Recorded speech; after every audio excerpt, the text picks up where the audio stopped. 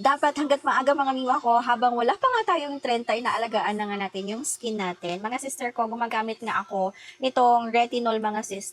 Kasi nga yung retinol, nakakatanggal siya ng mga wrinkles, yung mga dark spots. Ayan, wala na akong moisturizer. So, ang ginagawa ko sa kanya mga mima ko, nilalayer ko siya. Naglalagay muna ako ng moisturizer. So, ayan. Tapos, patutuyuin lang natin siya.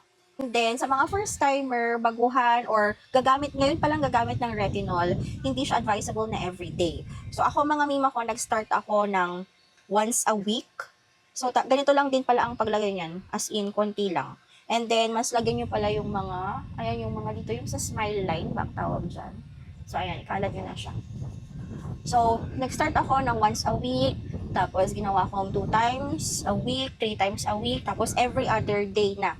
So, ngayon, nasa every other day na ako. Pero, matagal na akong gumagamit. Siguro, 2 months, 3 months na sa akin ito. Pero, ayan, marami pa rin siyang laman kasi ganun lang naman talaga ang recommended.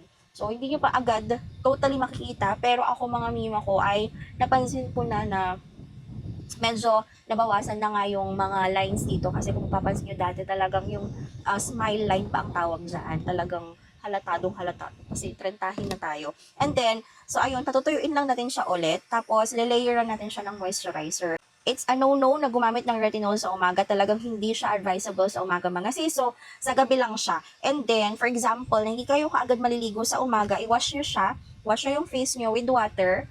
So, ayan, wash nyo yung face nyo with water and then mag-sunscreen na kayo. Ayan, paubos na ang aking moisturizer. And then, ayan, layer nyo siya ulit with moisturizer para hindi mag-dry yung inyong face.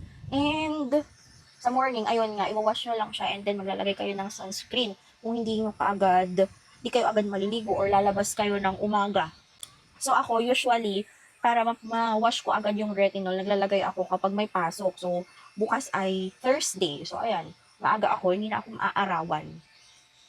So, kung plantahin na nga kayo like me at halatado na ang mga wrinkles, yung mga smile line nyo dyan, at gusto nyo paliitin yung pores ninyo, ganun din, reduce yung mga dark spots, mag-retinol na kayo mga mima ko. Check ito sa yellow basket ko, mag-check out na kayo. Bye!